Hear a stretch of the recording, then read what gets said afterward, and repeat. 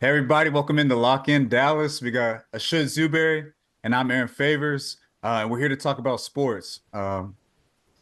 Man, I'm excited to finally do this podcast with you, man. I know something we've been talking Yeah, about for a while. Just two friends from college always arguing. I was like, might as well record it. You know what I mean about our different yeah. opinions and different things. But yeah, man, just a little outlet for us to just talk about these things. And everything changes and it's happening so fast. And I'm excited to talk about it and give our opinions about it as well. No, I definitely agree. I think we're both very opinionated, and Oh yeah. we agree on some things. We're both Dallas fans, so those who are in the audience, we are gonna have a little bit of bias toward. We're gonna go, we're rooting for the Cowboys and Mavs, but we're gonna try and be as honest as we can.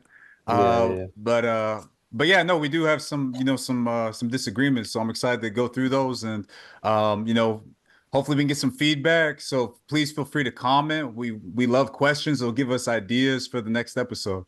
All right, so to get started, what we're going to be talking about is the winners and losers of the 2024 NBA free agency. So we're still in the free agency season, so there's still a lot to happen. For example, yesterday DeMar DeRozan got traded. You know what I'm trying to say? So something might happen even as we're on this podcast right now. But so what do you think so far? Let's talk about the winners. Let's start with the good news, Yeah, and then we'll get to the bad yeah, later. What are some of the yeah. winners of the free agency so far? Man, it's been a crazy free agency period. It's. I feel like NBA free agency is probably the most entertaining out of all the sports. Just all the movement that's happening, all the trades. I'll never forget a couple years ago when remember the Kawhi and Paul George when they signed on to LA and we're like, yo, what's going on? We thought they were going to win multiple In championships, right? retrospect, that didn't work out. Yeah, yeah. Yeah, yeah, exactly. So Yeah. we can declare our winners and losers right now, but honestly we can't really see until we get a couple games going and see if things can look good on paper but not really happens in real life. But with that said, we got to start with winners. Dallas Mavericks, Okay. man. Why do you think I that? was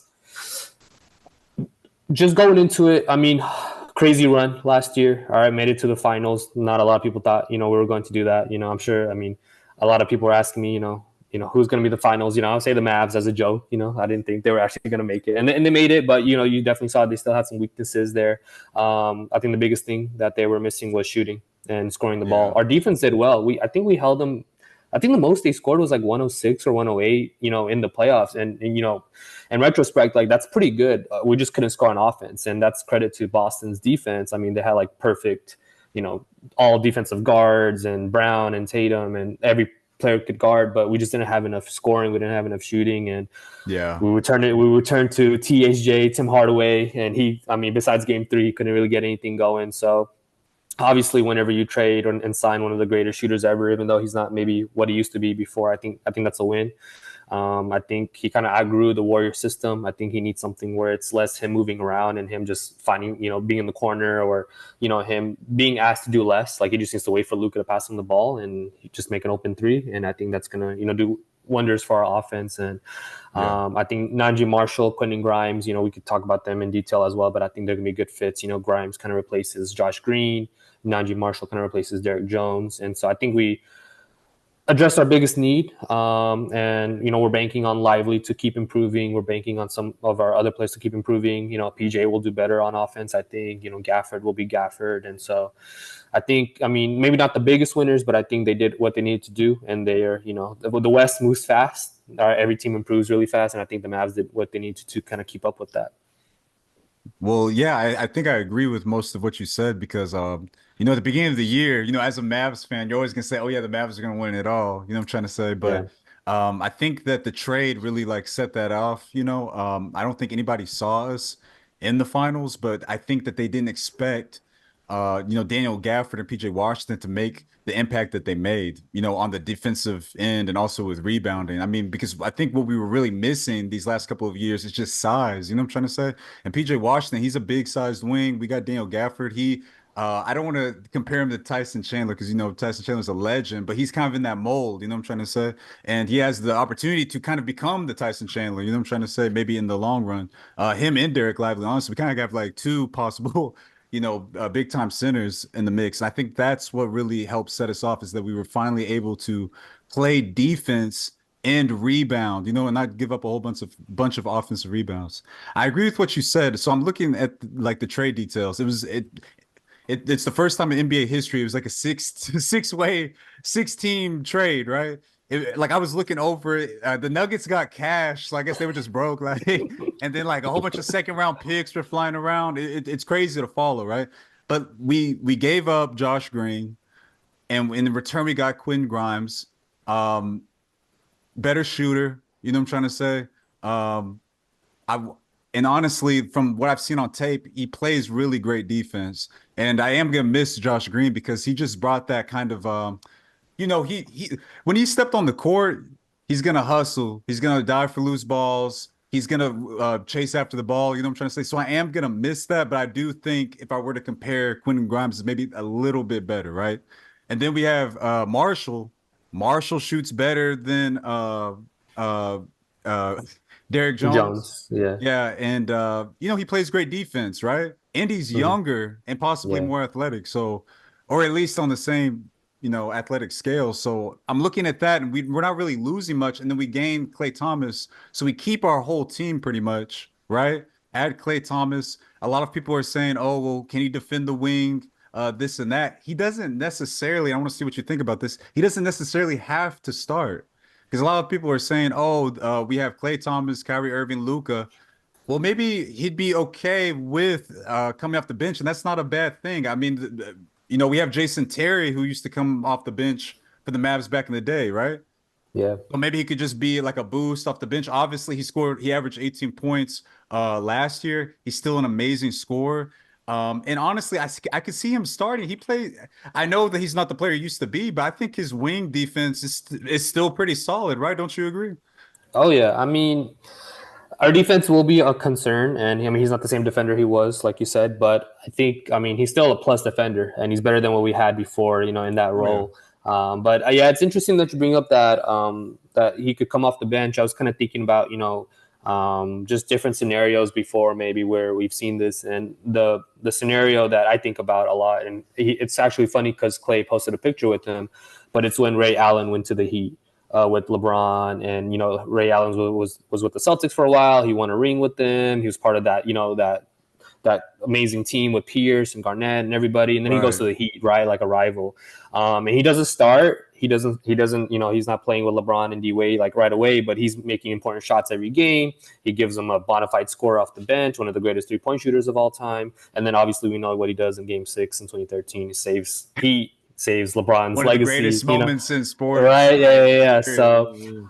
I mean, but my thing is like, would Clay be okay with that? Because I think he does. I don't want to say he has an ego, but I mean, he has that that will that he does want to start, and so I think that's something we can look at. I mean, the best thing that you can have as a basketball team is to have options. So like we had with Gafford and Lively, like we have options, and so I'm sure they'll talk about that with him. I'm sure Jason Kidd and the coaching staff will make the best decision for them, but it's just nice to have that option, right? Like, oh my God, you have one of the greatest shooters of all time. Like you can start him, you can bring him off the bench. Maybe it Yeah. depends on the matchup. Like if we're playing Trae Young, all right, like we don't really have a defender to guard Trae Young. Maybe we start Marshall that game and he can guard Trae Young and Clay can come off the bench. Or, if we play the Celtics, they don't really have like a fast guard like that. And so maybe we could play a little bit of a bigger lineup. So, You you think know, Marshall can guard Trae Young? we'll see. We'll see. I mean, from what I've heard, his nickname is the Knife. He's a good defender. He can do a little bit of everything. That's kind of, I would say, our weakness. Like we don't have like that guard defender because I feel you're not like trusting. Kyrie. I feel like Kyrie does like okay. You know what I'm trying to say? Yeah, I don't want to yeah, say he yeah, like is lot. Like I think Kyrie can yeah, maybe like not necessarily stop, but give make it hard for him. I mean, I think yeah, Kyrie would probably guard Trae Young because for Marshall would probably sure. be guarding like a wing. You know what I'm trying to say? But Yeah, um, and I wanted to correct something I said earlier. I called Clay Thompson Clay Thomas. I'm nervous. This is my first episode. Everybody, calm it's down. all good, bro. Yeah, It's yeah. all good. What was I gonna say? Here's the thing, it should. I think that if Clay Thompson retired today, he's a Hall of Famer, right?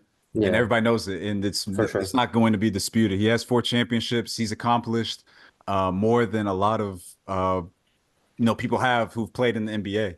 for So I sure. think that I think he would be okay with coming off the bench, kind of like you said with Ray Allen. You know what I'm trying to say? Hmm. Because it's like he doesn't really have anything else to prove, you know? I mean, Yeah, everybody sees him, kind of like we did Ray Allen. No one said anything when he was coming off the bench. And like I brought up before, Jason Terry was lethal, right? You know what I'm trying to say? yeah. He was a problem. And he came off the bench. So, They're wearing the same number. He got 31. Jason Terry wore 31, maybe. well, there you go. Yeah, man. Hey, you never know. But So I'm looking at I, the Thunder.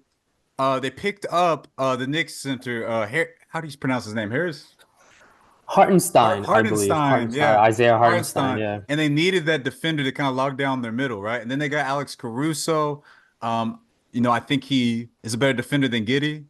Um, so I think that they kept their team, which was the number one seed in the West, and they added two awesome defenders, so one for the paint and one for the perimeter. I think they won because this is how I see winners and losers. Winners are the teams that got closer to winning an NBA championship in comparison to last year. You get what I'm trying to say? Losers got farther away. You feel me? And I think the Thunder got closer. But I know we were able to beat them in the playoffs. This time around, it is going to be a lot tougher, I think. yeah. No, I definitely agree with you. I had them on my list as well, man. I think the Caruso pickup was a steal. I don't know what the Bulls were doing with that trade. When I first saw the trade, it said Giddey for a Caruso. I'm like, oh yeah, they probably included like 2 or 3 first round picks. No, it was straight up. So I don't know what the Bulls were doing. They're definitely a major loser. I We'll never get to know them what the later. Bulls are doing. I don't know if they're competing or if they're blowing up the team. They're just like this. They're just right in the middle, right? I don't I know. understand. Yeah, man. That's stuck in mediocrity. But yeah, but yeah. So that was an amazing trade, and then obviously I would say they overpaid Hartenstein a little bit, but they kind of needed that type of center. They need that type of presence, and I think the plan right now is for them to start him alongside Chet, which will be an amazing like defensive duo. So when I I think look if at the you're a West, man. championship contending team, I think the overpay is, worth it. And we'll talk about the Knicks here in a second. Go, Yeah, go and ahead. Go ahead. they had a million cap space. They have a million picks. Like their future, they can. I mean, their Yeah. future is like undeniable. But man, yeah, when I look at the West and I'm looking at who's going to finish top three, top two, first seed, I think OKC. I mean, they finished as the 1 seed last year, and I think they just got Yeah. better, and so Shea will get better. J Dub and all those players, man. The Thunder are really scary. And I think honestly, I think they're a lock for top three if everybody stays healthy. Oh Definitely in yeah. the West. So, Oh yeah. but yeah, definitely one of my biggest winners as well. Cool. What do you think about the Sixers picking up Paul George? Because I have the Sixers as a winner. I think that and here's the thing. I know that, and maybe some things will happen in the next coming weeks because I think that the gap that they have is the bench, right? So Yeah, which they probably need to address. yeah, But when you're looking at it, they have Maxey, they have Embiid, who both, they obviously can score. yeah. Adding Paul George gives them the third scorer that they need. I think Paul George still has a lot in the tank. And I think they'll be able to compete a little bit in the East. What do you think? Especially because the East is so weak. Yeah, I mean that's one of those things, man. It looks amazing on paper, and Paul George was like the perfect fit for them. 6'9" defender, shooter. I mean, we know what Paul George is. I think the biggest thing about them is can they stay healthy, and then can they perform in the playoffs? Yeah. And like you said, the bench as well. But I saw they made some good moves. I think they signed Eric Gordon, if I'm not mistaken. I think they signed a couple of others, like proven veterans, and so yeah, we'll see. I'm not the biggest believer, or I wouldn't say believer, but just a supporter of the big three. These days, I think you need two stars and then like a good round, cast around them, kind of like how the Well, Celtics did. well, I But agree, but when you're looking at the East, I mean, it kind of works. You know what I'm trying to say? that's Like, true. Yeah, yeah, I think if the Suns were in the East, they could probably like compete a little bit. You know what I mean? yeah, yeah, yeah, So yeah. No, the Celtics I mean, just like washed everybody. yeah, and like you said, I mean, it's if you're judging it based on how closer they are to a championship, I do believe the Sixers are closer to a championship than they were last year. They have another Yeah. option now. I feel like last year it was either Maxi or Embiid or nobody. Right. But I mean, we know Paul George, and we know how sometimes he can succumb to the playoff pressure a little bit. And Embiid, I don't really believe in him in the playoffs either. I just don't think his play style translates well. So, but maybe he'll be better now because he does have that other option. But I would say they're a winner. They're not. I don't think they would be one of my biggest winners just because looking long term, if this fails, you're paying Paul George when he's 38 like $50 million, and he has injuries, and I don't know how he'll be in a couple of years, and so It's a big risk, but I think it's a risk they needed to take. And on paper, it seems like a great fit. Yeah. Let me see. We got let's kind of stay in the East. I'm looking at the Knicks and I'm looking at the Celtics. What do you think about those two teams? And I say the Celtics just because they kept their championship team. Yeah, I had the Knicks as one of my winners. Obviously, they made a big trade with McCall Bridges. I mean, the Nova boys are all back together, and so I think that chemistry is going to be on high. They did lose Hartenstein, and so they'll really have to depend on Mitchell Robinson and a couple of the other centers, maybe Precious Achua, even though I think he's still a free agent. But I mean, they played hard, man. I think they could have really beat. I mean, they would have beaten the Pacers if they stayed healthy. They got decimated by injuries, and I think that could be also a testament to Tom Thibodeau and his coaching style, playing them like 46 minutes a game. So I think that'll need some fine tuning. But I like what the Knicks did, man. I think Brunson, we know all about him. He's a star. I wish, obviously we could have re-signed him, but you could talk about that, for a whole podcast. But he's a star, man. And you got all those players around him. You got Bridges now. You got Josh Hart, Dante. Like I was saying, like it's not maybe a big three, but you have a great team. You have the clear cut. I would call Brunson a superstar. Like, I mean, he finished 5th in MVP voting. I Oh yeah, think he without is a a doubt. Yeah. superstar. And so you have a superstar. You have McCall Bridges, who's a two-way, star as well. And so I think they just have a team that really, it's like puzzle pieces, right? Like just fits really well together. And I think, Tom Thibodeau, even though he does play his players a lot, I think he'll get the best out of them. Yeah, Yeah. I think well, first off, the team chemistry is going to be crazy. They all played in college together, and then and they seem like they're really close. You know what I'm trying to say from what I've seen on social media. So I think they're gonna really like love, playing together. They already have that, like I said, relationship from college. They won a championship in college together. I think that McCall Bridges, beyond all that, he uh he brings the wing defender that they need, and he brings some more scoring. Um, so yeah, I think the Knicks, are a winner, and they meet my criteria of getting closer. They added my Mikal Bridges, so they got better, right? And obviously they'll get healthier. They weren't healthy in the playoffs, and I think that's a big reason why they fell to the Pacers. If they were healthy, do you think they would have won that series? Yeah, they would have won, and if they were healthy, I think they could have given the Celtics some problems. I don't know if they would have beaten them, but I think they would have done better than the Pacers did, and probably even better than what the Mavs did. So, yeah, I'm a big believer in the Knicks, man. I'm a big Brunson guy. I love that guy. I think I'll always root for him, and so. I mean, he can get a bucket, and sometimes you just need to get a bucket, and that's what Brunson can do. So, yeah, I believe in the Knicks, and I think the second part of your question was about the Celtics. Celtics are the Celtics, man. That's a good team right Not there. much to say, right? They Not much to won. They were the say. winners of the last free agency, picking up Yeah, Drew Holiday and Kristaps Porzingis. And yeah, what they did this offseason, they kept their whole team, made sure that they're happy, pay them well. I think Jason Tatum's the highest paid player of all time. So, and who are some losers? And I feel like a lot of these teams are going to be in California. All right, I'll go in the West. All right, I won't start with the California team, but I'll go with the Nuggets, Denver Nuggets. Yeah, but they They got came cash off. though. They did get cash, and a lot of people think that's a win. But if you're a basketball team, I think you should be getting more than cash, right? But yeah, the Nuggets obviously they have Jokic and Murray, one of the best duos in the NBA. But they lost the key piece, KCP. He was one Yeah. of their best defenders, probably. With him and Gordon, they had amazing defense.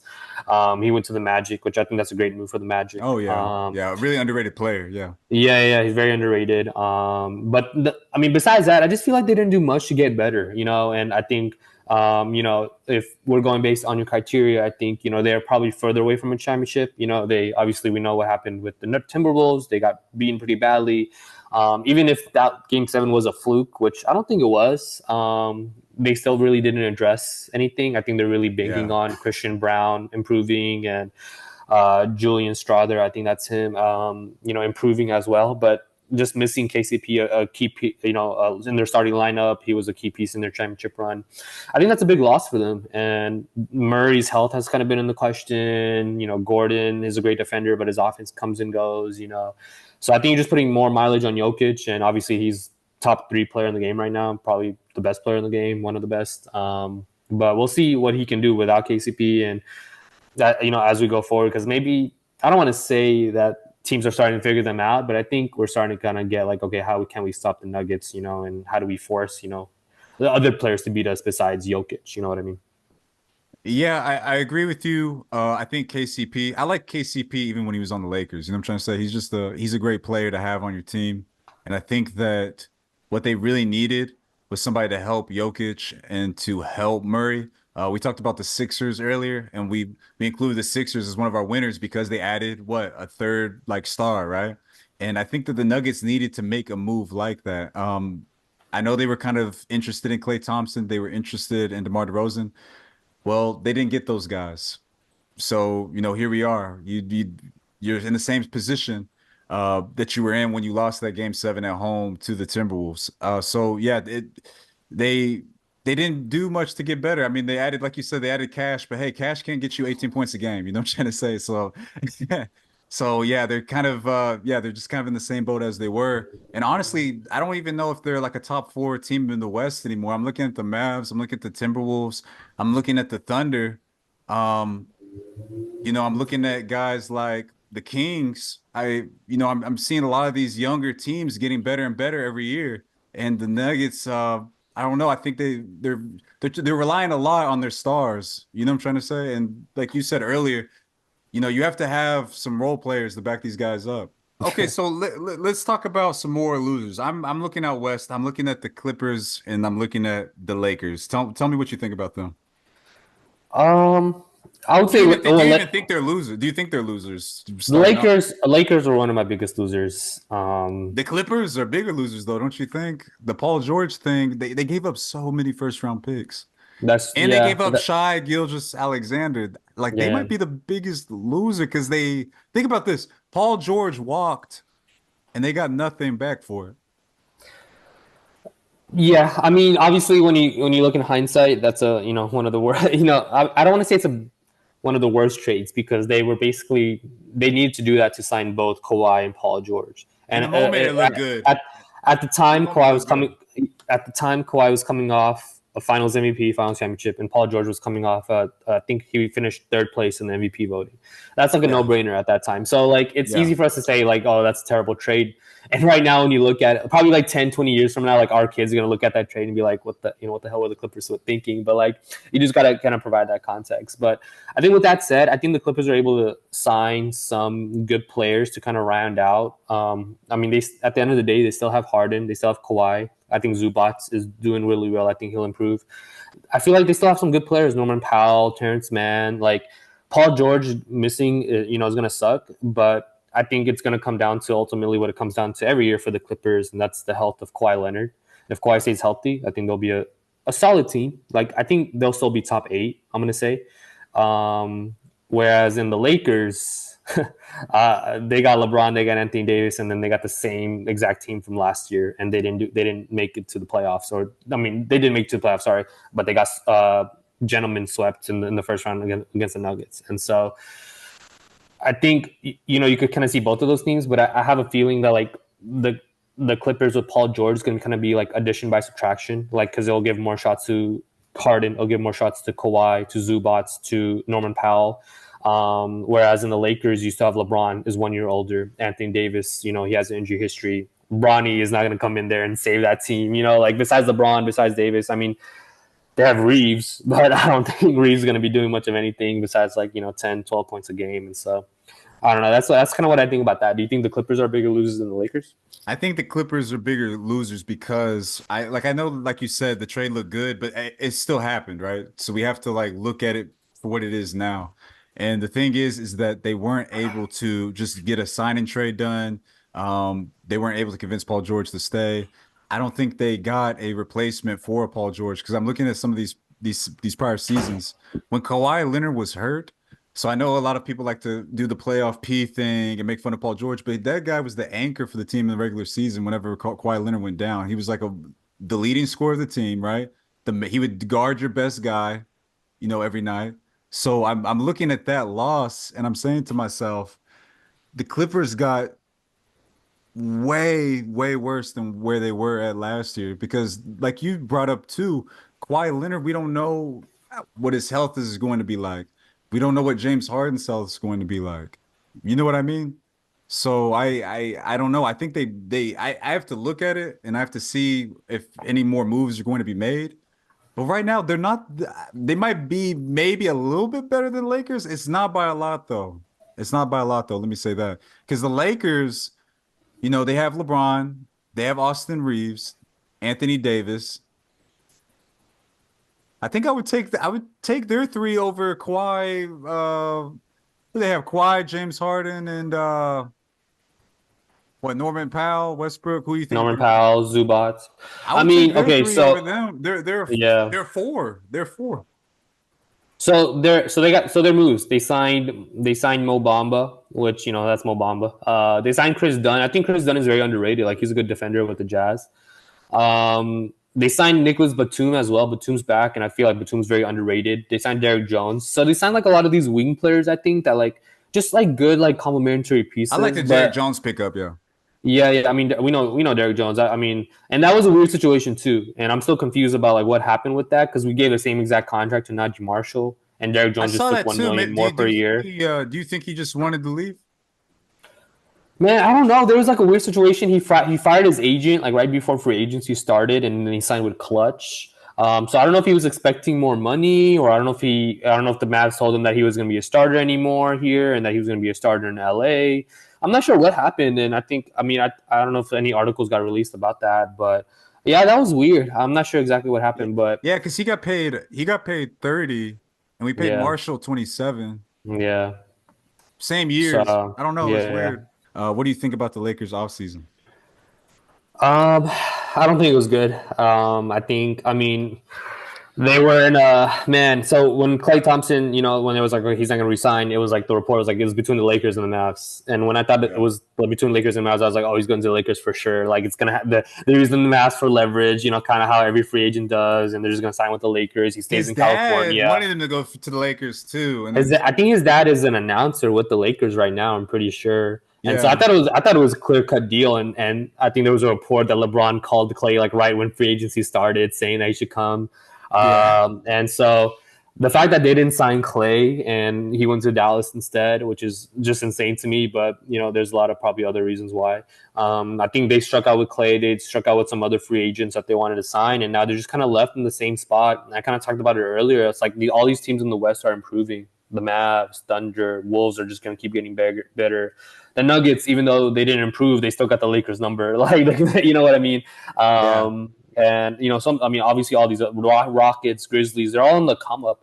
And I think the Lakers are just getting left behind. I mean, they kind of had to, but they're giving guaranteed money to Bronny James, and he scored 4 points in the summer league game. Like Bronny James is not like he's just gonna be in the G League all A lot of year, and rookies so struggle in the summer league, though. To be fair, I yeah, mean, even yeah, Victor Wembanyama. Not comparing Victor Wembanyama to Bronny, yeah, but yeah, Victor Wembanyama struggled, and everybody freaked out. They're like, "Oh, he's gonna be a bust," and then yeah, turns out that dude's unstoppable once he got into the flow of things. So yeah, again, not comparing Bronny to Victor Wembanyama, but I'm just saying like it's gonna take some time. I mean, these guys are 19 years old and fresh out of college.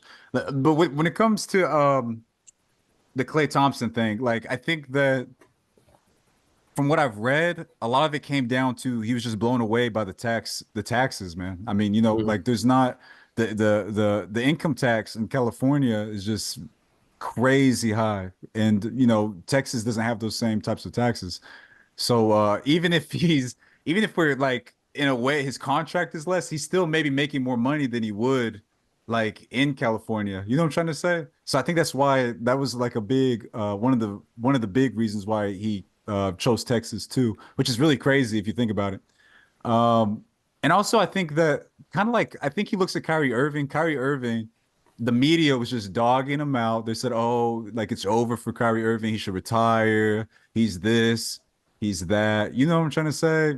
Trying to make him out to be like he's crazy and all that. Well, he came with the Mavs. We welcomed him with open arms. You know what I'm trying to say? Gave him the respect that he deserves as a Hall of Famer. And what happens? He shows out this year, right?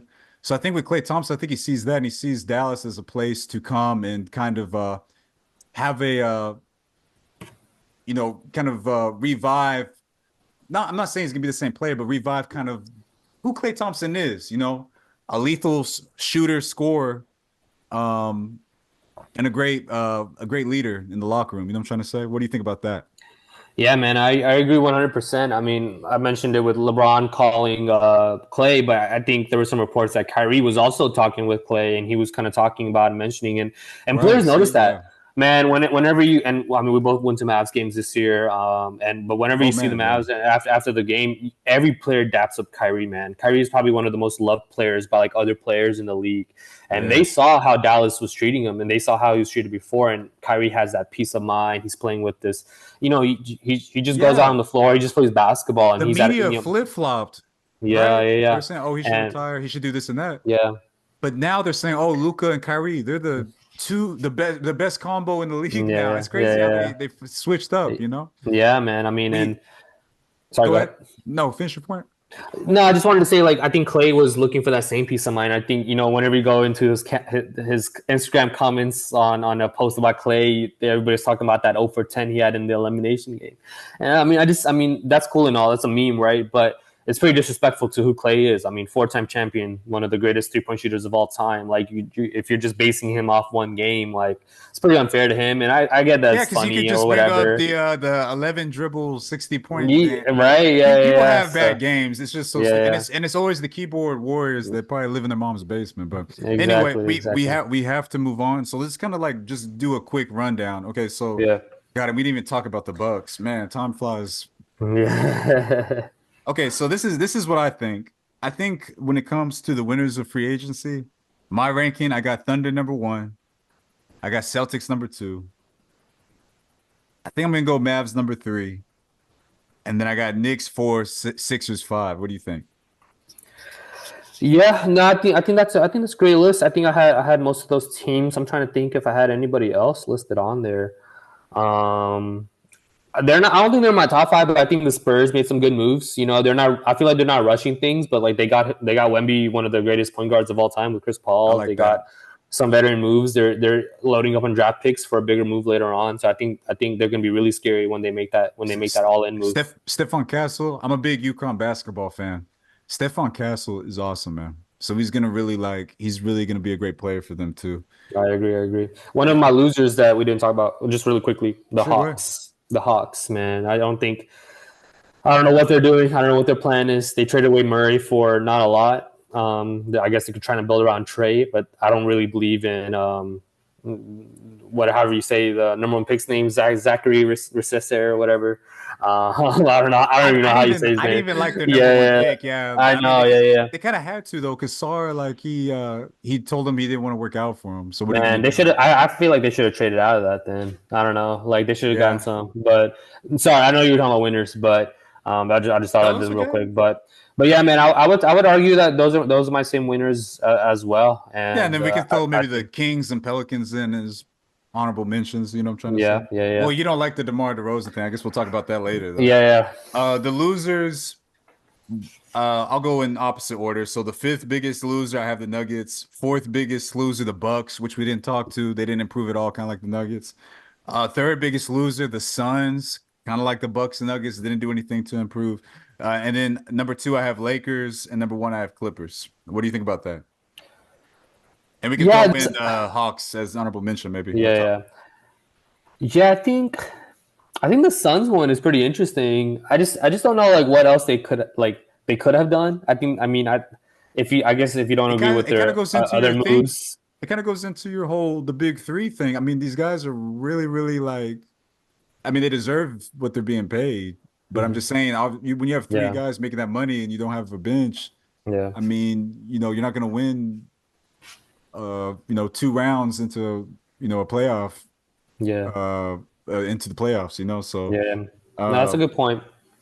yeah, because let me say Yeah, this: no, they're the yeah, same as they were the same as they were, and they got handled pretty easily by the Timberwolves. Don't you agree? Yeah, no, I totally agree. It's just I guess I didn't really think about them as a team just because I knew they couldn't really do anything. But I mean, I guess them being handicapped like That makes him that, a you know, loser. Yeah, that makes yeah, it him a makes them a loser. loser. Yeah. You know, you're exactly right. So yeah, I mean, the Suns just I mean, they knew what they were trading for. I mean, I hated that Bradley Beal trade. Like, it's just terrible. Like, I I didn't don't like it know. either. I would have kept. How do you feel about this? I would have kept Chris Paul. Would you? I mean, that's what they need right now. They need a point guard to. Booker can't play point guard. Durant is not supposed to No. be playing point And I guard. think it's Like, hurting his game a lot, man. You know what I'm trying to say? yeah, they need that floor general. That's what they're missing. I Yeah. thought they might try to sign Paul somehow, some way again, but man, yeah, I don't know. They're really stuck right now. They went all in, man, and they're in a. We were talking about with the Sixers, but if things go wrong and Durant is like 39, 38, making $60 million, and Beal is getting hurt every year, like they're gonna be in a bad position. They don't even have any of their draft picks either. That's a great point. All right, we have to move on. Okay, so next story. The WNBA, man, is just it's just crazy. Angel Reese and Caitlin Clark are just really changing the game, right? And Oh yeah. unfortunately, we have these narratives of Caitlin Clark versus Angel Reese. Caitlin Clark is the reason the WNBA is on the come up. Some are saying, well, we can't forget Angel Reese, of course. And then there's the whole thing where the treatment of Caitlin Clark is being talked about in the media. What do you make of all this? Yeah, I think it's really interesting. I mean, obviously, we know like the ratings are out of the roof, and obviously, a lot of that can be Yeah. attributed to Caitlin Clark. What I think it is, and it's easy for us on the outside. Like we're just regular people. We just watch these games on TV. I mean, we play at maybe at the gym, at the rec, or whatever. But it's not like how these men and women play in the NBA and WNBA. Yeah, they dedicate their lives to the game. Yeah, so I think obviously the players, the WNBA players know that Caitlin Clark is the reason for it, but that doesn't mean that they're just gonna be like bow down and like respect her, or not. I don't want to say respect, or just bow down to her, be like, "Thank you, Caitlin, for saving our sport." Like they're competitors and they want to beat her and they want to show that she's just a rookie and that these players have been grinding away for years and years and they want to. It's just that competitive nature in all these players. To want to beat her and get her.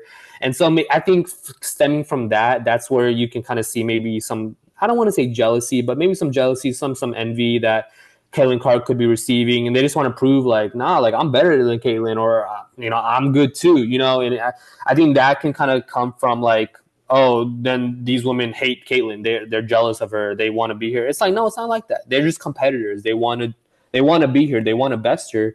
But at the end of the day, like Caitlin Clark changed the college game. She's changing the WNBA, but that's giving more eyes to the sport. And I think in the long run, obviously that's amazing. And now we're paying attention to Angel Reese and all these other great WNBA players as well, which just a lot of people were not doing before.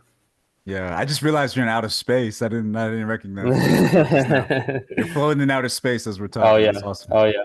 Hey, okay, here's the thing, Michelle. Okay, so with the Caitlin Clark thing, I think like a lot of it is that, women are competitors too. You know what I'm trying to say? And so I think that when they talk about like the bullying, it's, I've seen rookies in the NBA when they come in, they get their welcome to the NBA moment, right?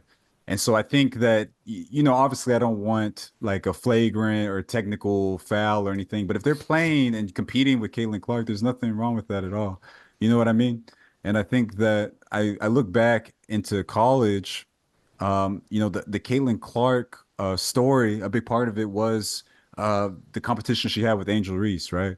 So I think that the WNBA, what started all of this is that game, Iowa versus LSU.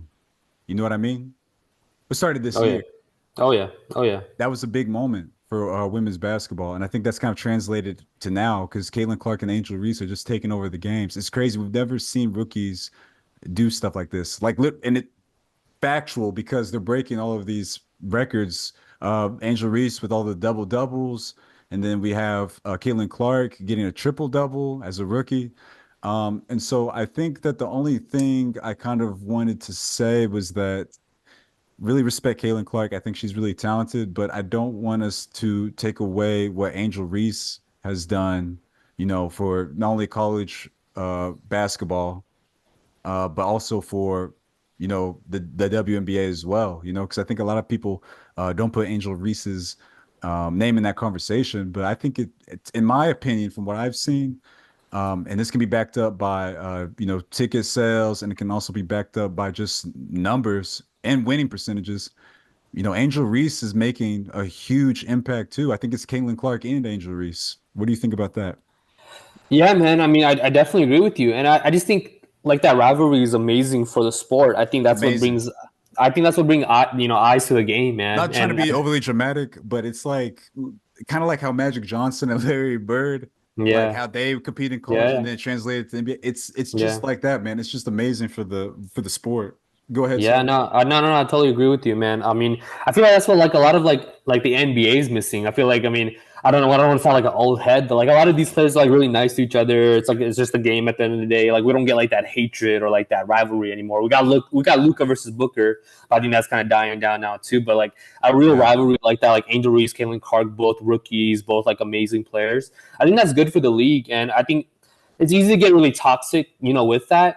I mean, Yeah. I think if you say like Caitlin Clark is more talented than Angel Reese, I don't think anybody's going to disagree with that. But like they're both amazing players in their Well, own right. They both have. they're better at different. I wouldn't like they're better at different things. Like let me say this, like Angel Reese defensively, and also when it comes to rebounding, she's obviously better than Caitlin Clark. I mean, she's taller, Mhm. stronger, right? Caitlin Clark, when it comes to, I mean, this is the thing about the comparison. It's hard to compare them. They play different positions. You know what I mean? I, So I, it, I, go I ahead. think the way to look at it, like when you have players like that, and something we've talked about before, it's like, who would you rather start your franchise with, though? You know what I mean? If I'm being honest, I might take Angel Reese, and let me explain why. No, let me explain Mhm. why. She plays better defense. She gets rebounds, right? She's a winner because she did beat Caitlin Clark. I know she had the better, team, but she did beat Caitlin Clark in that championship. I know she beat her. Caitlin Clark beat her this last year. I might take Angel Reese for real. I think she's really surprised people. She's the seventh pick in the draft. I don't think people thought she was going to do this well. And I think she brings a lot, man. I don't know. Yeah. I just like her size. I like the rebounding. I like the defense. Caitlin Clark, as of right now, I think she has to. Um, I think she's going to be amazing, but I think it's going to take her some time. Kind of like Steph Curry, because she kind of plays similar to him. You know what I'm trying to Mhm. say? So I think that you're not going to see her like slashing or anything. So I think she just it's going to take her some time to get the turnovers down and stuff like that. So let me not even say that I would take Angel Reese over Caitlin Clark. Let me say, I think if we're talking about just right now, I would take Angel Reese. But if we're talking about long term, I might take Caitlin Clark. If you So own the Dallas basically, Wings, hold if on, you own the Dallas Wings, time out. Basically, what I'm saying is, I think Angel Reese, as of right now, has in my opinion, I'm looking at her as the rookie of the year so far. In my opinion, what do you think? Take into account everything. Take into account stats and all that. I mean, taking into account everything, I mean, obviously she has the numbers. Like she's been, I mean, she already broke a record, but I think just positional value and doing what other players can't do, and just how important a player like Caitlin Clark is to a team. The Indiana Fever are trash, bro. Like they were so bad, and Caitlin Clark was drafted into Angel this Reese does have team. the better team. She had the better team in That's OSU, what I'm and she has saying. the Yeah, better team yeah. now. I will say that. Yeah, that's what I'm saying. And so I feel like if you're looking at the teams, and I feel like Caitlin Clark has had to do more with less, right?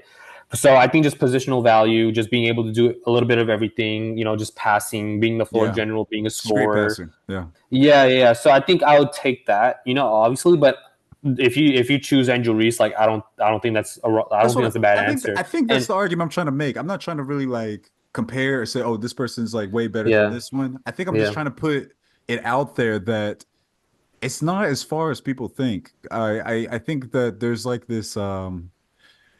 Let me say this: when I go to Caitlin Clark, right? If you look at videos of Caitlin Clark or highlights of Caitlin Clark, you read the comments. Everybody's praising Caitlin Clark, right? And hmm then I think that if you do the same for Angel Reese in her comments, it's a lot of people tearing her down. And I just don't know yeah, why that is. I don't know why we can't just both, we can't uplift both. I mean, they're both great. We don't have to, just because you're a Caitlin Clark fan, you don't have to tear down Angel Reese. And then, obviously vice versa. yeah.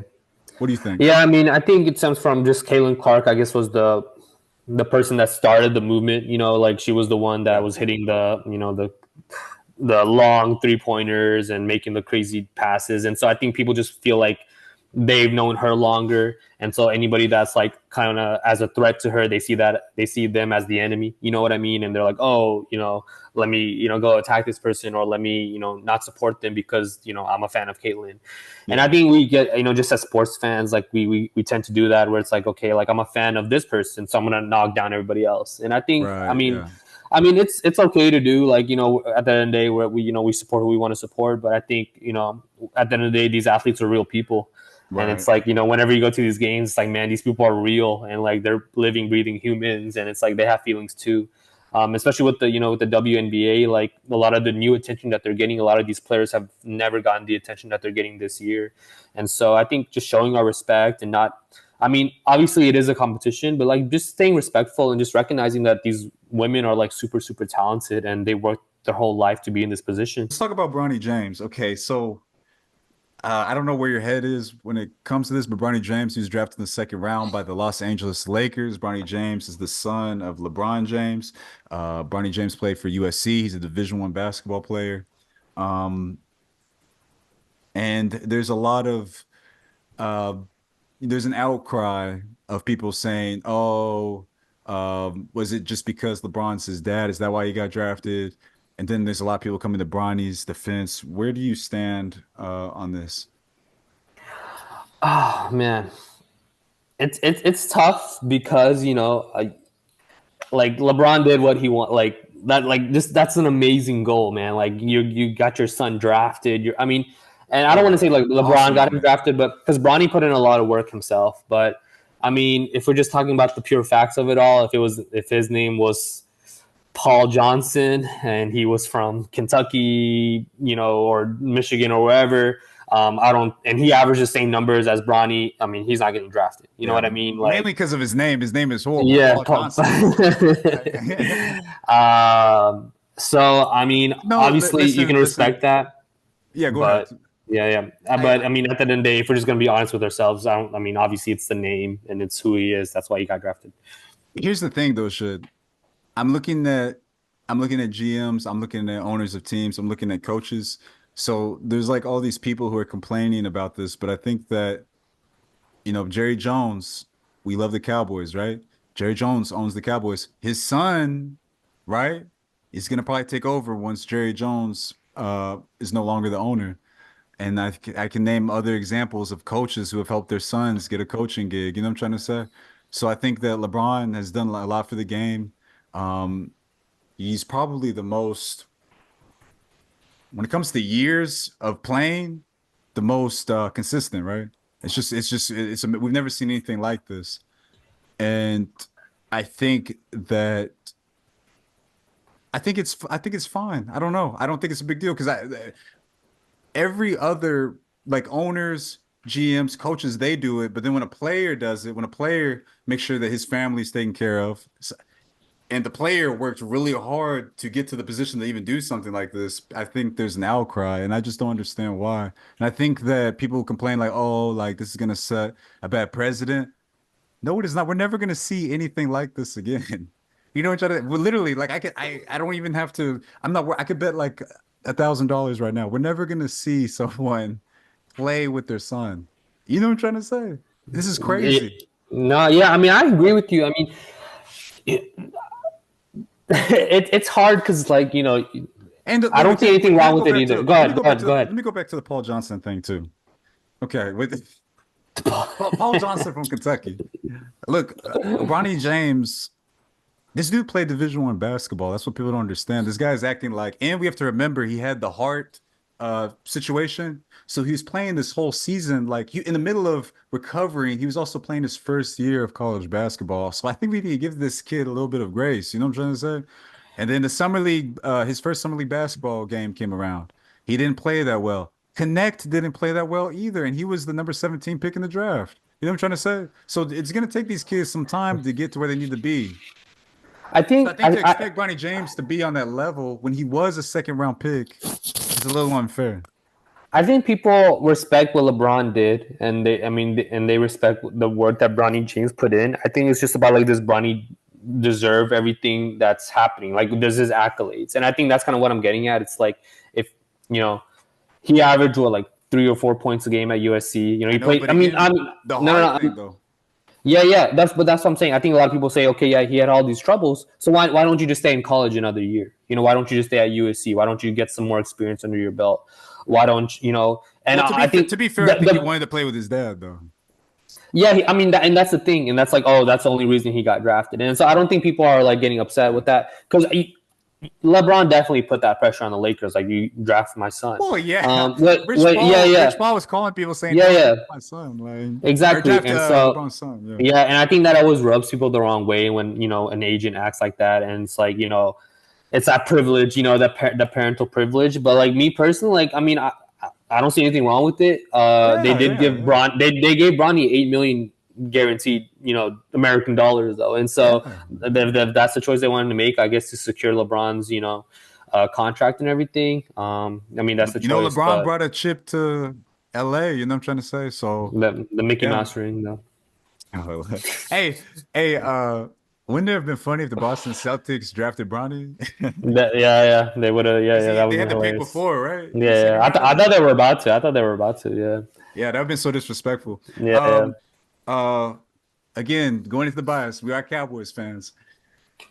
Let's talk about the Cowboys.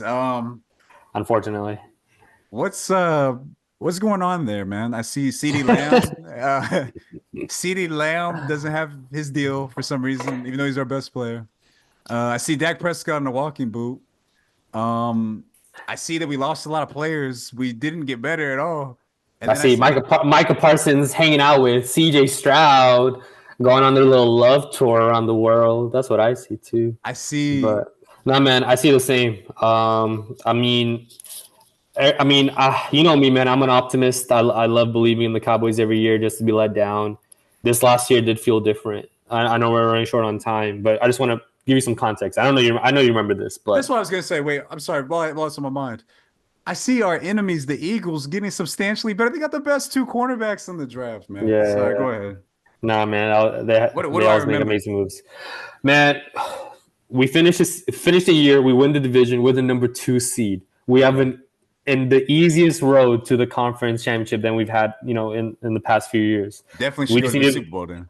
we just need to beat the 7th seed, which a 2 seed has never lost to us, to a 7th seed, and then we need to beat the Lions in the second round, and then we can play the 49ers in the conference championship, which we haven't made that conference championship since 1996. Right. We Okay. get blown out by the Packers, bro. Dude, I still can't believe we lost. That must have been that was the most terrible game, and I've seen some Jordan terrible Love games. just like got possessed by like Aaron Rodgers and just threw all I, over us. But the guys were dude, wide. he Guys were wide looked. open. Guys were wide open. I could have scored a touchdown in this game, yo.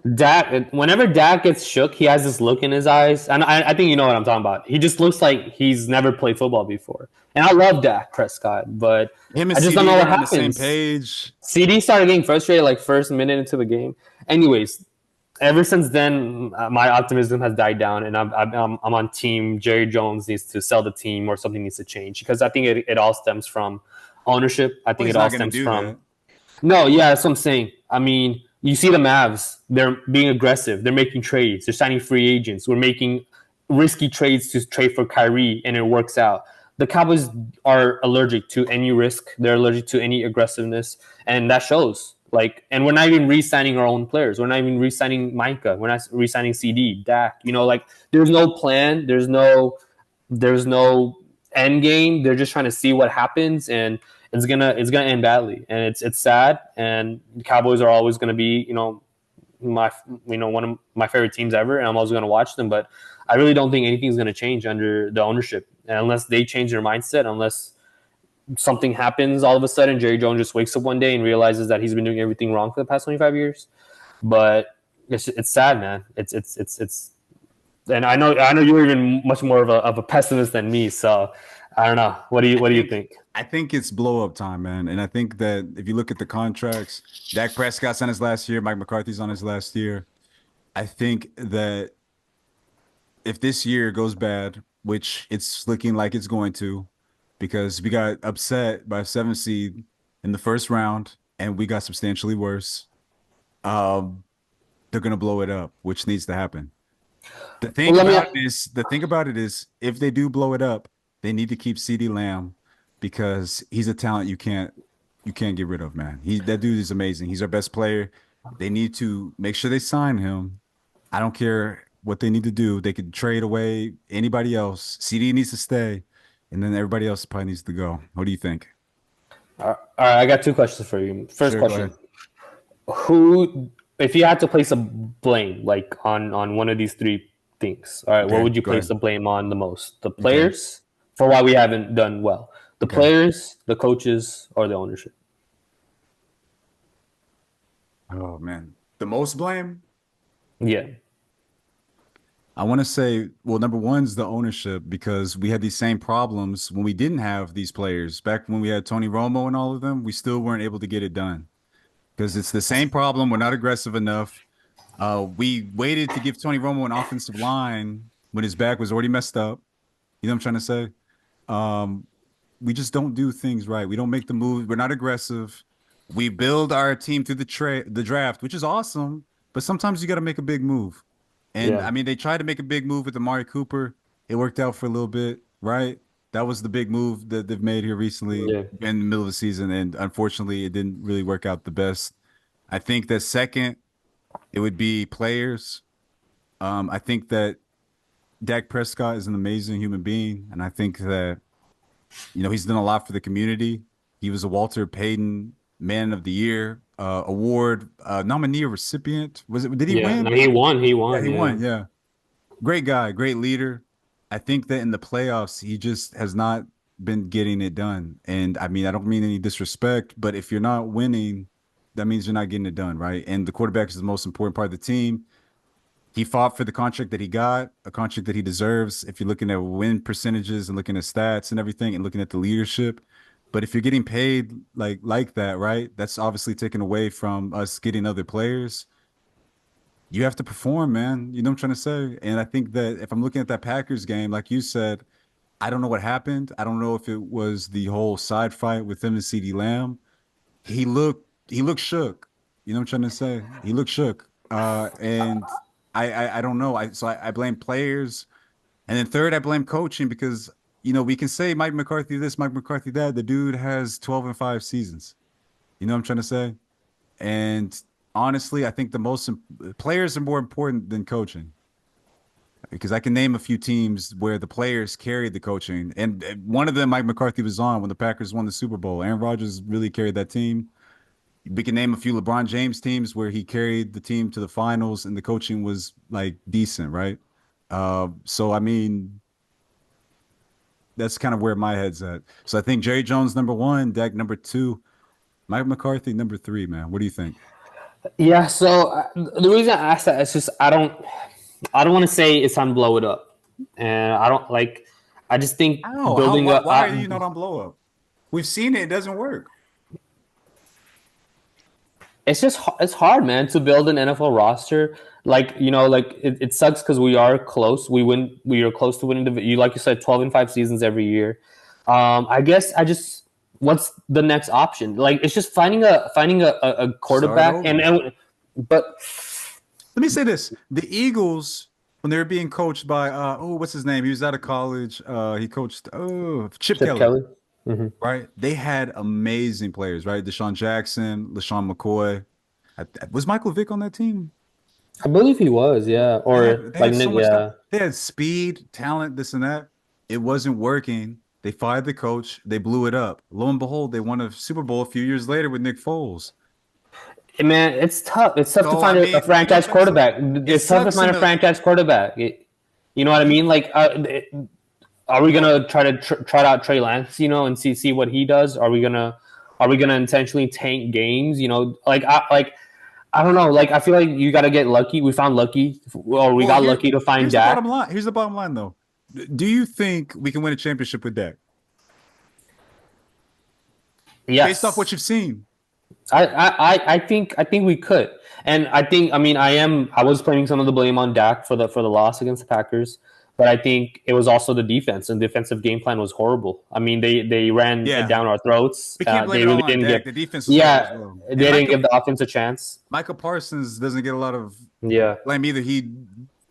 I don't think what did he I don't think he got a sack at all. No, don't I know. don't think Like, so. he Yeah, wasn't yeah. really present. Yeah, it was a bad game. So I think I mean, Dan Quinn is not our defense coordinator. So I don't think you can blame it all on Dak. He obviously can be better, but I think if you have the right pieces around him, I mean, he finished second in MVP voting. Like, he's a good quarterback. He's one of the best quarterbacks in the league. That's regular So like season, that's why it's hard for me to give up on him. But I see where you're coming from. The MVP voting is regular season. If we're looking at let me look at the 7 teams. We have the Packers. Who else do we have? Or what do you think? Like the playoff picture? Wait, keep on going. I'm sorry. I'm gonna look this up really quick because I'm gonna show you what I mean. What were you saying?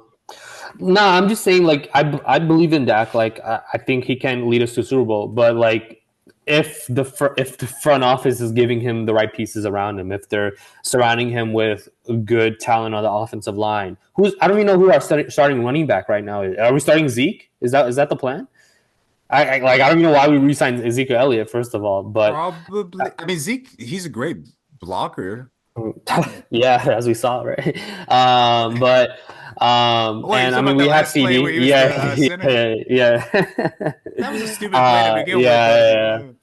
But I don't know, man. Coming back because that would have been his last play.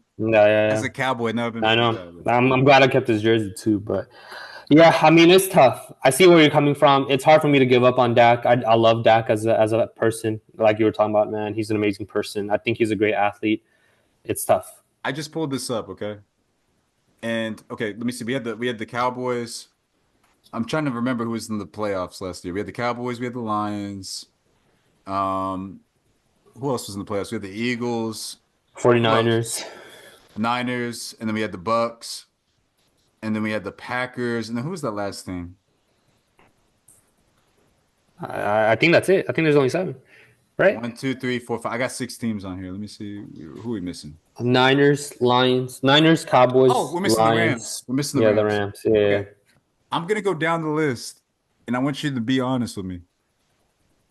Which quarterback is better? And then you're gonna see what I'm trying to say. Okay. And no disrespect. I'm just saying, based off what we've seen in totality, okay?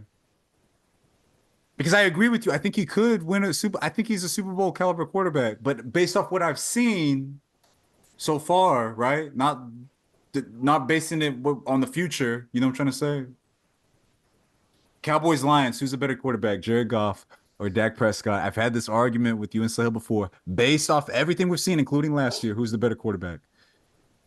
I think Dak Prescott is better than Jared Goff, bro. Give me pull up the stats. I mean, if you want. Jared Goff went to 2 conference championships. One went to a Super Bowl. If you look at this, I can pull up the stats in just a second. Okay, so you think? So you bring that up. No, you bring that up. Okay. Do you think Dak couldn't have done the same thing if he was in Goff's position with those teams? He had the Rams, the super team Rams with Cooper Kupp and all those amazing players. Sean McVay, that year they were amazing. Jared Goff was just making easy passes. Jared Goff was like Brock Purdy and with the Rams. With the Lions, bro, amazing coaching plays, coaching staff, originality, all these these running backs that they depend on. They're running the ball 2 times and their play action. Like, their game plan on offense was amazing. I think Dak could do the same thing, if not better, than what Goff was doing. Dak's had one of the best offensive lines in the league for years. He's had an amazing running back. Okay. He's had weapons. Hold on. He's had weapons. He's had CeeDee Lamb. He's had Amari Cooper, right? Jared Goff's had Amon-Ra St. Brown. Okay. He's had you can't. Bro, with the Lions, he had the best offensive line in football with the Lions. He had 2 amazing running backs with David. Yeah, that's what I'm saying. Are you comparing him to last year, right? Last year's Lions? He had the best offensive line. He had Jahmyr Gibbs, David Montgomery. He had Amon-Ra St. Brown. He had other good receivers around him. He had one of the most aggressive coaches, and like we were talking about earlier, we're missing aggressive coaches. Like that guy, Zeke and Tony Pollard, an amazing offensive line, one of the best defenses in the league, right? Lost to the Niners, right? Lost to the Niners. Hold on, please. And then last year, look what happened. The running game was not that good. The defense didn't play that well, but still, the defense was regarded as a top three in the league. No, okay. Okay, yeah, He had CD Lamb last year. I know he had CD Lamb. He had Ferguson. Ferguson's pretty good. He has I mean, he's had weapons. He's had Amari Cooper, CD Lamb. What's it called? He's had Brandon Cooks. I'm looking at Jared Goff. What weapons has he had? I'm just asking, like seriously. Like I know he's had great coaching, but what yeah. weapons has he had? He hasn't had the same weapons. Well, if okay with the Just be honest. Who Rams, has had better weapons? Who's had a better supporting cast? I mean, Not I coaching. think Goff. I mean, Really? like How? Tell me the players. I told you okay, about St. Brown. no. When he was with the Lions last year, he had Laporta, one of the best rookie tight Yeah. ends. Okay. He had was it the rookie Jameson Williams, really like a speedster. I forget the Lions receiver opposite of Amon-Ra, but he was really solid too.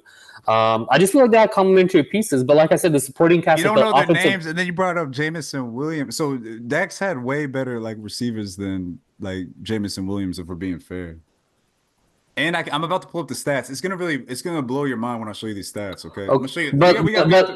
let me ask you this real quick. Okay, go ahead. If you're saying Goff is better than Dak, so do you think if Based Goff on what was I've in seen, Dak's, if you think Goff was in Dak's position, quarterback Dallas Cowboys past 8 years, do you think we would have made a conference championship game? Which playoff game would we have won that we didn't win? You know what I mean? Like I think that's kind of where I'm getting at. It's like what can Goff do better than Dak?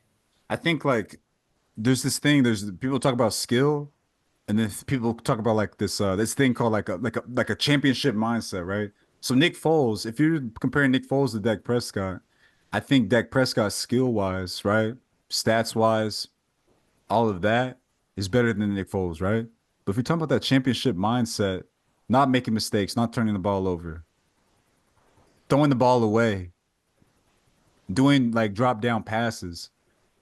That's what I'm talking about. I think that's what Jared Goff's good at, man. But I think, Finds a way. He finds a way to win a game, and people call it game managing. It wins games, and that's what I'm trying to say with Dak. I think sometimes in these situations he gets flustered, and he makes decisions that he shouldn't make. And I think if you're comparing it to what we've seen, if we're comparing all of Jared Goff's playoff performances to Dak's playoff performances, it's really not close. Is all I'm trying to say. Aaron, I think you're just confusing team success versus individual success. I think that's what's going on. So do you think? the Okay, Ram go ahead. the Rams had one of the most aggressive. They have probably the most aggressive front office in the NFL. Wouldn't you agree? Like they trade like first round picks like it's nothing. We Right? beat the And Lions. We beat the Lions last year. Are you saying the Lions team was way better than the Cowboys team last year? We beat them last year. So what are you talking no, about? no, no. Yeah, but should we have beaten them though? They kind of messed up, didn't they? We still But beat them. listen. Yeah. But I'm just saying, like the coaching staff was like it's more tailored to Goff. Like they were being aggressive. They made different moves. The front office made different moves. They drafted Jahmyr Gibbs. They drafted Laporta. They made like these amazing. Like I feel like the Goff gets better support from his coaching, from his ownership than Dak has ever done. Because I think if you put Goff in Dak's position the past 8 years or however long it's been, I don't think Goff achieves more. I don't think Goff achieves as much as Dak could have done. I mean, and I think anybody would agree with that. I think you would agree with that too. I'll bring up stats in a second. We have to move on because we're spending a lot of time on this. We'll come back to Jared Goff in a second. Okay, Josh, Jalen Hurts, Dak or Jalen Hurts. I'll say Dak, right? Yeah, I'll say that too. Yeah, I'll say Dak. Okay, so we got Dak over Jalen. Brock Purdy. Keep in mind that Brock Purdy has Dak beaten Brock Purdy. I don't think he has. No, I don't think so. Like I said, I think it's team success. Brock Purdy is good. I think he gets disrespected, but I think Dak is better than Brock Purdy. Okay. I don't know. So Baker Mayfield, Dak. I think we'll say Dak, right? Yeah. Packer, Jordan Love or Dak? Probably Jordan Love, right? I mean, with the way last season went, Okay. yeah. I mean, he looked like Aaron Rodgers out there, man. Okay, well that's kind of what I'm saying. So did the Packers have a better team than the Cowboys last year? That's a good question. I don't think so. No, no, they didn't.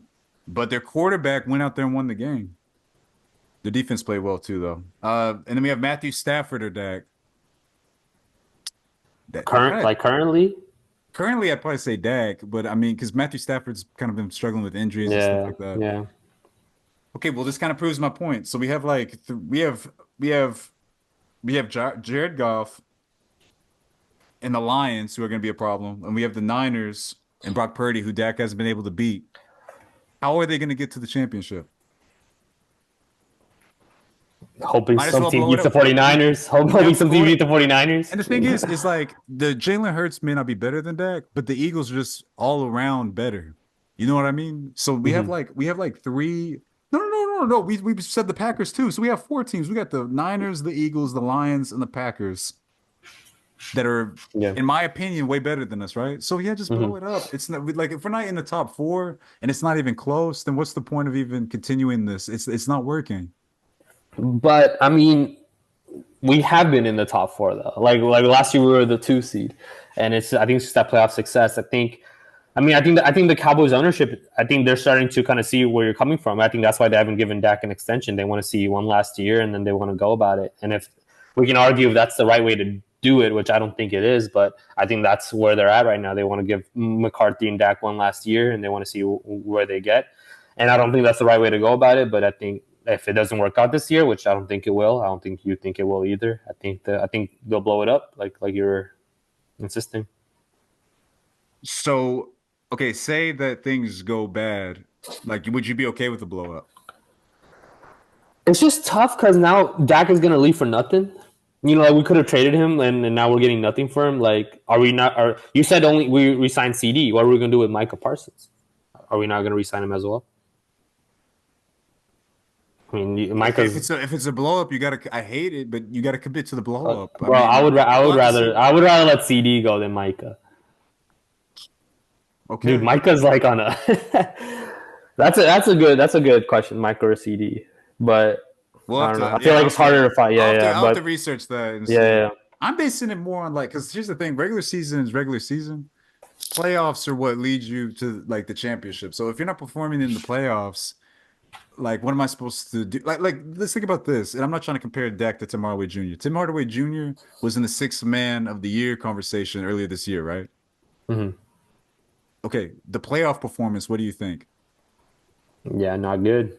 Well, that led to him. You get what I'm trying to say? We can't base Hmm. everything on regular season stuff. As I say that, let me pull up these regular season stats. Okay, so Jared Goff. Okay, 4,575 yards, 30 touchdowns, 12 interceptions, right? You Is with this me? from last And year? this yes, and this is a run-based team. The Cowboys threw more because they struggled in the run game, right? This is a run-based team, and those are his stats. 97.9 quarterback rating. Dak last year, he had less yards. He had 4,516, 36 touchdowns, and 9 interceptions. And his rating was 105.9. Hmm. Okay, you with me? And then if Yeah. we go to, we'll just go to the year before. Jared Goff, 4,438 yards, 29 touchdowns, 7 interceptions, and 99.3 is his quarterback rating. That's when they went on that run. They were like 9-8, you know what I'm trying to say? Hmm. I think that's when they what's his name? The coach of the Lions. I'm losing it. Dan Campbell Yeah. joined, I think, that year. That same year, Dak Prescott, he had 2,000, I think he was hurt though, 2,860 yards, 23 touchdowns, 15 interceptions, and then his rating was 91. So he had double the interceptions, but played more games. Okay. So I just read you the stats. These are the last 2 years. I didn't even bring up Hmm. playoff stats. Tell me how Dak's better than Jared Goff. I'm seriously asking. That's what I've been telling you, man. It's I mean, I don't I think Dak has had to done more with less of an offensive structure around him. The coaches asked Dak to do more, and he does more. Bro, come on. Pre-snap, Dak is making calls left and right. He's making audibles. He's reading the defense. Like Jared Goff he's audible? amazing. You act like Not to the extent that Dak does. so Jared But Goff I'll give you Jared this. Goff's It's close. success isn't him, it's his coaching. Okay. I Even though don't he's had think. two different coaches. No. Jared Goff is a great coach. Dak has had two different coaches too. He's had Garrett and McCarthy. I mean, and Kellen Moore left, and he had a new system or whatever. But Goff is a great quarterback. Like I'm not taking anything away from him. I'm just saying if you put Goff in Dak's position, I don't think anything changes. I think Goff has similar or worse stats. And I think if Dak was in Goff's position, I think Dak could have possibly done more. I think if he played against the Patriots in that Super Bowl with the Rams roster, I mean, I don't know. Maybe he could have won. Maybe he could have put up more than 3 points. If you remember that, I don't know if you remember I when. think that like I know I just read stats, but I think it's like I'm trying to allude to something that is deeper than just stats. It's deeper than regular season stats. It's deeper than playoffs. There's something psychologically that happens when Dak Prescott is put in a pressure situation in the playoffs, man. I'm just saying. So, and No, I've seen Jared Goff step up, and you could say, oh, coaching. You could say, oh, play. He still has to make the throws, right? mhm. And if we're looking at resumes, he's been to two championships. He's been to the Super Bowl. Their stats are very similar. He has less turnovers. I don't know. I mean, I don't like that's what I'm saying. Like, I It's don't just know. something Like psychological. And you brought it up too but when we first started talking about this. Jalen Hurts went to Super Bowl, but you were pretty adamant that Dak is better than Hurts. Yeah, but again, like I think like if in the totality of everything, if you're adding everything up, I think that Goff to me is just better. But I mean, I think that Dak Prescott, I think he gets startled in pressure situations. I think that with Jalen Hurts, I think that first off, he hasn't been in the league as long as Goff and Dak Prescott. So who knows? Maybe he will surpass them. I think as of right now, I would still put Dak and Goff up there. Yeah. But Oh yeah, just to wrap up because we went way over time, I'm gonna have to maybe make some get better. cuts. Yeah, Yeah, I'm gonna have to make some yeah, cuts. yeah. So I have some editing work ahead of me, but I really enjoyed this. Should we're gonna have guest appearances. I appreciate everybody for watching. This was our first episode. We made some mistakes. We obviously went a little long. But just bear with us. We're gonna continue to get better. We're gonna continue to have fun with this thing, and we appreciate any feedback in the comments. Let us know things that we should discuss, some topics. We love talking about basketball, football. We even we watch a little bit of baseball and hockey, so we're ready for that as well. So I appreciate the conversation. I look forward to seeing you next week, man. Yes, sir, man. Hey, likewise, I'm excited to keep doing more episodes, keep talking, and open any feedback and opinions, and just support any way you can.